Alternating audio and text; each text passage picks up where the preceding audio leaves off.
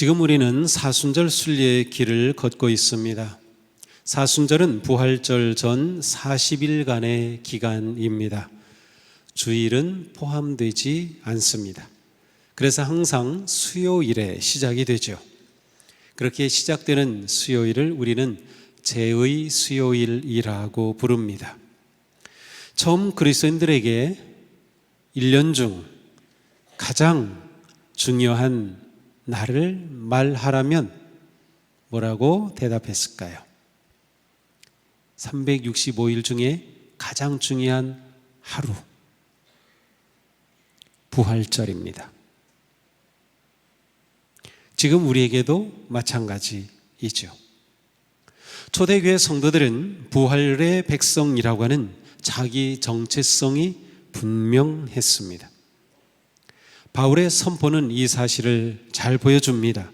그리스도께서 살아나지 않으셨다면 우리의 선포도 헛되고 여러분의 믿음도 헛될 것입니다. 그리스도의 부활이 없다면 우리의 모든 수고와 믿음은 한순간 수포로 들어가고 말 것입니다. 그리스도의 거룩한 십자가의 대속의 죽음조차도 부활이 없다면 우리와는 아무런 상관이 없을 것입니다. 그러므로 초대교회 성도들은 예배할 때마다 그리스도의 부활의 승리와 영광을 기뻐하며 경배하였습니다. 예배의 중심에는 그리스도의 죽음과 부활의 소망을 드러내는 십자가가 우뚝 섰습니다. 매 주일의 예배는 주님의 부활을 선포하는 예배였습니다. 교회는 일찍부터 부활의 절기를 지키면서 부활절을 지킬 때마다 의미 있고 복된 최고의 경배 드리기를 원하였습니다.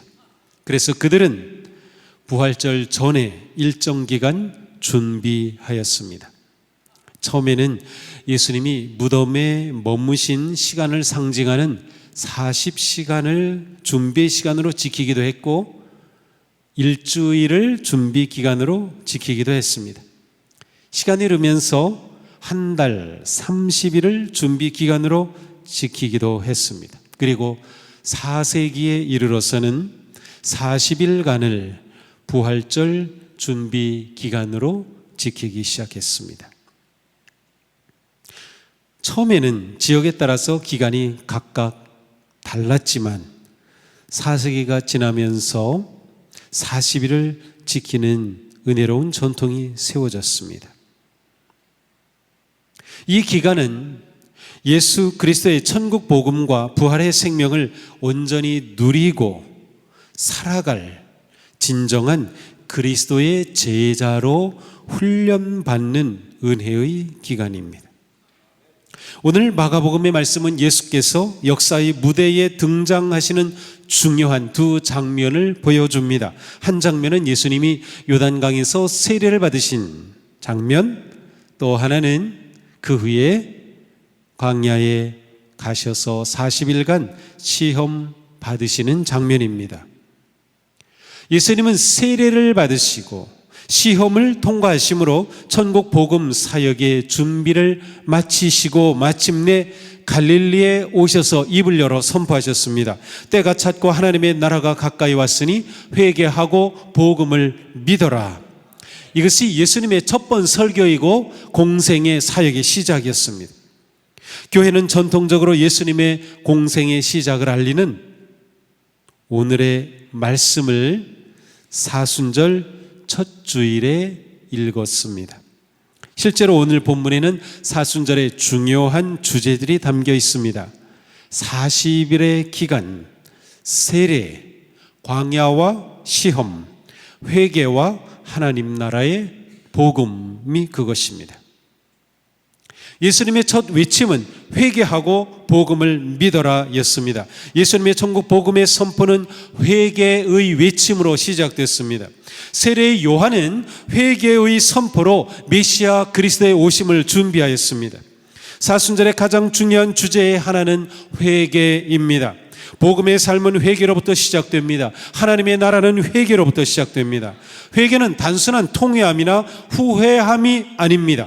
회개는 삶의 방향을 근본적으로 바꾸는 것입니다. 완전한 방향 전환, 인생의 유턴이 회개입니다. 단순히 눈물을 흘리는 것, 감정의 수준에 머무는 회개로는 인생에 참된 변화를 가져올 수 없습니다. 우리가 인생의 길을 잘못 가고 있다면 돌이켜야 합니다. 믿음과 삶의 방향을 바로 잡아야 합니다. 우리는 그릇된 삶의 방향에서 180도 돌이켜야 하는 거죠. 죄에서 의로, 죽음에서 생명으로, 거짓에서 진리로, 나 중심에서 하나님 중심으로, 이기심에서 이타심으로, 교만에서 겸손으로, 게으름에서 부지런함으로 삶의 방향과 중심을 돌이켜야 합니다. 바로 이것이 사순절을 지키는 이유입니다. 회개는 예수님 없는 절망과 죽음의 길에서 돌이켜 예수님을 믿고 생명의 복음을 받아들이는 것입니다. 그러므로 회개는 일회적 사건이면서 지속적인 사건입니다. 사람은 자신이 죄인임을 고백하고 돌이켜 회개함으로 예수 그리스도를 구세주로 믿고 영접하여 하나님의 자녀가 됩니다. 예수 안에서 의롭다함을 얻습니다. 구원받았다, 하나님 나라의 백성이 되었다, 하나님의 자녀가 되었다라는 말입니다.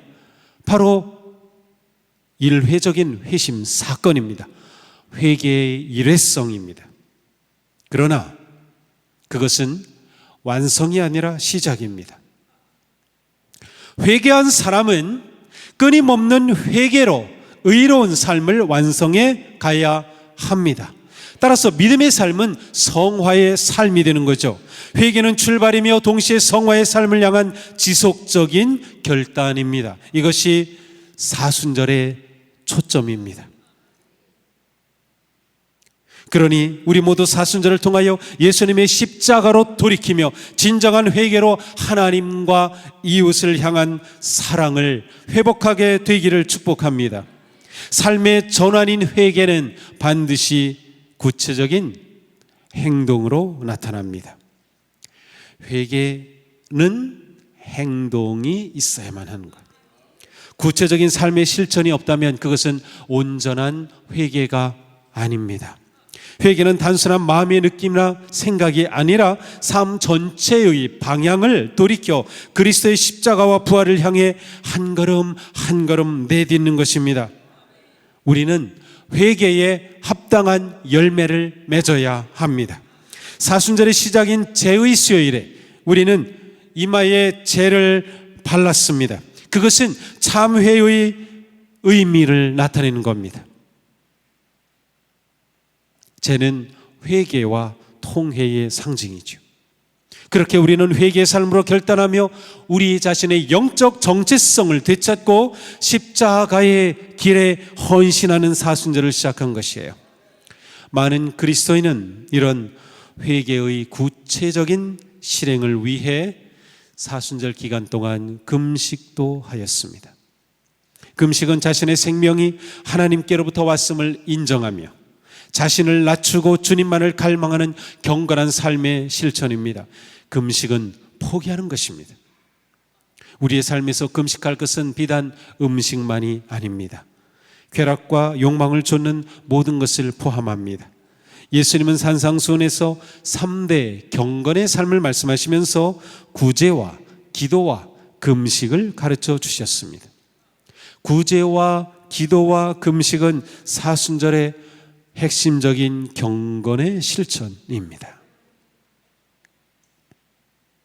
우리가 믿음의 공동체의 가족으로 받아들여지고 거룩한 교회, 천국의 삶을 시작하게 된 공적인 선언은 무엇이었을까요? 세례입니다. 예수님은 세례를 받으심으로 하늘이 열리며 하늘의 음성을 통해 천국 복음의 사역을 시작하심을 알리셨습니다. 사실 예수님은 세례 받으실 필요가 없으셨어요. 세례 요한의 세례는 죄 사함을 받게 하는 세례였고 예수님은 죄가 없으시기 때문입니다. 그러므로 예수님이 세례를 받으신 것은 회개를 위해서가 아니라 하나님의 아들 예수 그리스도로서 공생애를 시작하시는 통과 의례였습니다. 요즘 말로 말하면 취임 예배와 같은 거예요. 세례. 예수님이 세례를 받으실 때 하늘이 열리고 성령이 비둘기같이 내려오셨습니다. 그리고 너는 내 사랑하는 아들이다, 내가 너를 기뻐하노라 라는 음성이 들렸습니다. 삼위 하나님이 함께 하시는 거룩한 순간이었습니다. 하늘의 문이 열리고 하나님의 음성이 들리고 성령님이 비둘기같이 임하시고 하나님의 아들 그리스도가 계신 그 자리.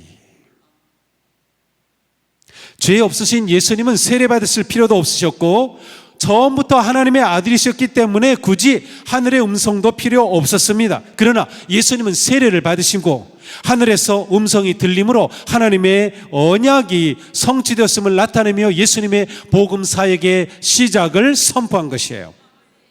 예수님의 세례는 이후 예수님을 믿고 따르는 모든 그리스도인과 교회를 위한 본이 되셨습니다.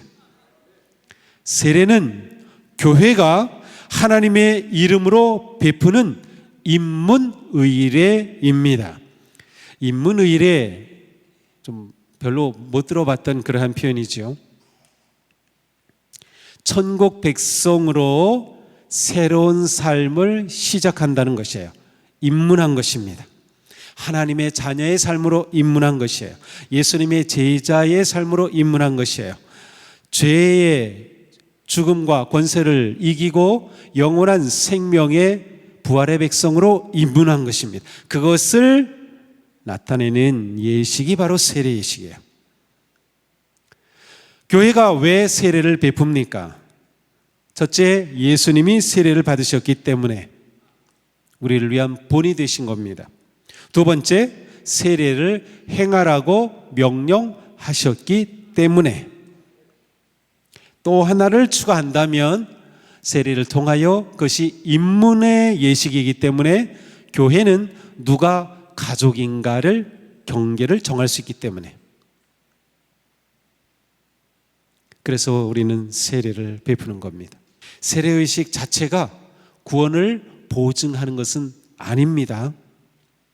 그러나 세례는 한 사람이 예수님을 영접하고 믿어서 죄사함을 받아 하나님의 자녀가 되었음을 고백하는 그 믿음을 근거로 해서 교회가 그 사람을 교회의 가족으로 받아들이는 거룩한 입문의 예식입니다.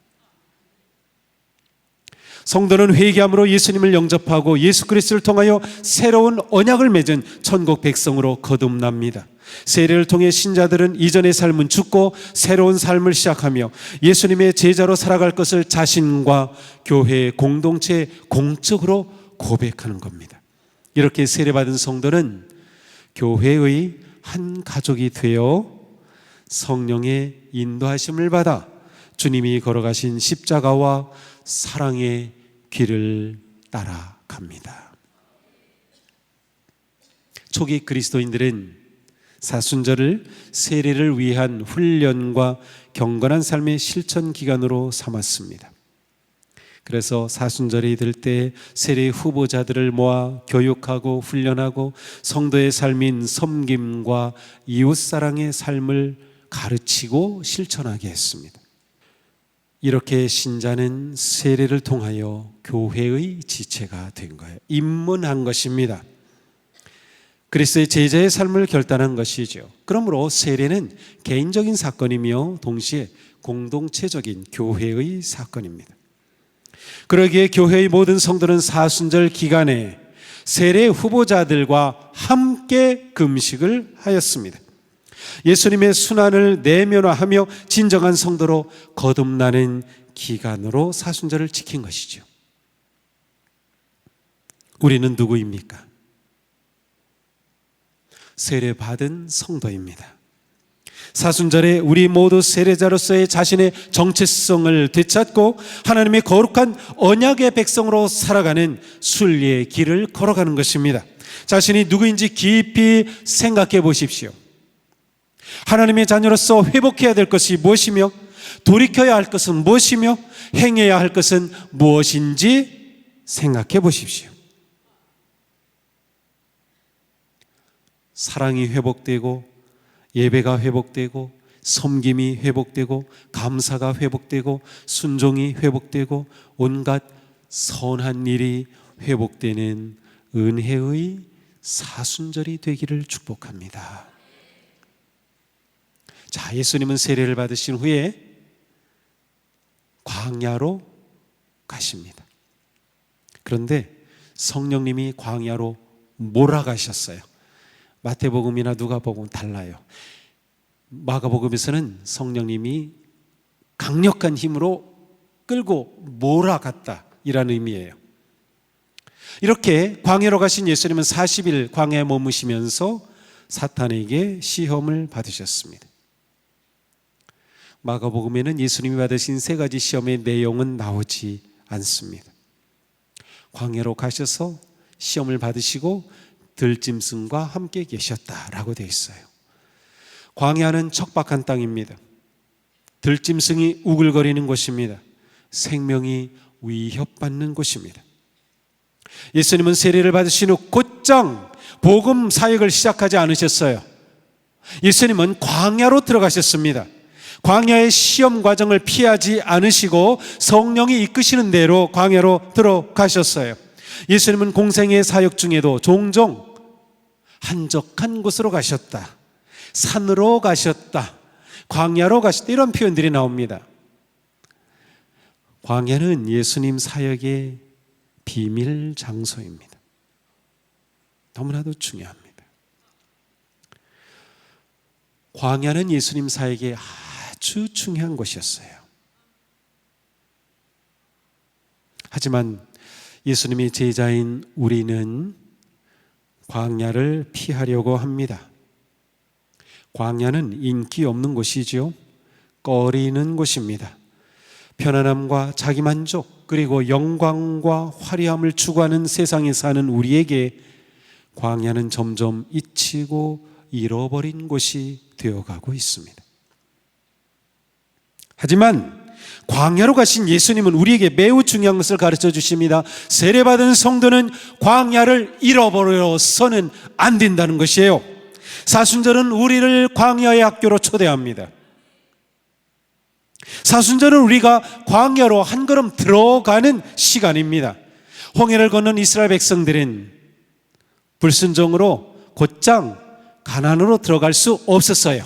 40년의 광야의 학교를 통하여 순종의 훈련을 받고 하나님 백성으로 거듭났습니다. 사순절은 우리가 의도적으로 광야로 들어가는 기간이에요. 의도적으로. 기독교 전통 가운데 우리가 의도적으로 광야로 들어가는 기간으로 삼은 것이 사순절입니다. 광야는 결핍이고 고독이고 고난입니다. 광야는 금식의 장소입니다.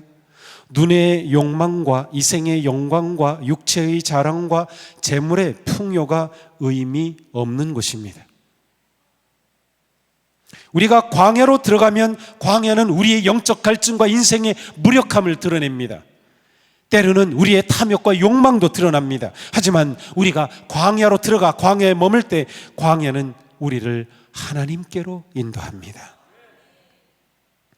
광야로 한 걸음 또 한 걸음 들어갈수록 우리는 우리에게 진정 중요한 것이 무엇인지를 깨달을 것입니다. 우리가 잃어버린 것이 무엇인지를 발견하게 될 것입니다. 교회는 사순절을 영적 훈련의 기간으로 삼았습니다. 사순절은 세례 후보자들은 물론 그리스도의 한 몸을 이루는 모든 성도가 함께하는 영적 훈련과 성숙의 기간인 겁니다. 이 시간은 십자가의 은혜와 부활의 능력으로 주님을 따르고 닮아가는 헌신과 연단의 훈련 기간입니다. 우리는 오직 하나님의 은혜와 긍휼을 구할 뿐입니다. 주님의 긍휼한 사랑 없이는 우리는 참 생명을 누릴 수 없고 참된 하나님의 자녀가 될 수 없기 때문입니다. 지금 사순절 우리는 천국의 순리의 길을 방해하는 것을 포기하고 내려놓는 경건한 삶에 힘쓰는 기간입니다. 교만, 탐욕, 자기자랑, 악한 생각, 더러운 말, 거짓, 미움, 불의, 불순종 내려놓아야 할 때입니다. 기독교 전통에서 사순절 첫 번째 주일에는 다윗의 시편인 시편 25편을 읽었습니다.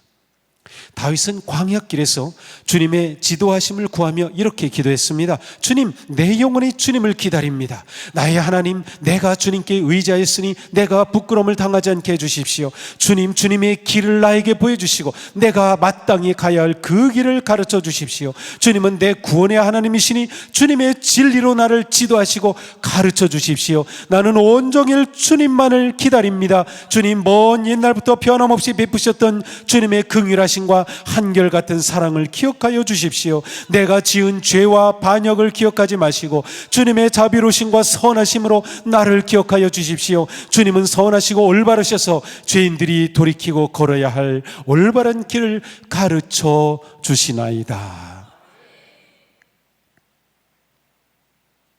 사랑하는 성도님, 자신의 기도를 돌아보십시오. 자신의 기도는 어떤 기도입니까? 무엇을 구하고 있습니까? 자신의 건강과 명예와 성공과 유익은 구하였지만 하나님의 영광을 구하였습니까? 하나님의 자비와 용서를 구하였습니까? 이웃의 번영과 평안을 구하였습니까? 가난하고 억눌리고 병든 자들을 위해 구하였습니까? 파괴되는 자연과 생태계의 회복을 위해 구하였습니까? 겸손과 순종을 구하였습니까? 우리는 사순절에 예수 그리스도의 고난과 십자가를 바라보며 좁은 길을 걸어갑시다. 사순절은 메마르고 황량한 광야로 들어갈 때 오히려 메마르고 황량한 우리의 영혼이 살아나는 은혜의 절기입니다. 그러니 우리 광야로 한 걸음 옮겨 봅시다. 자신에게 이번 사순절은 어떤 시간이 되기를 원하십니까?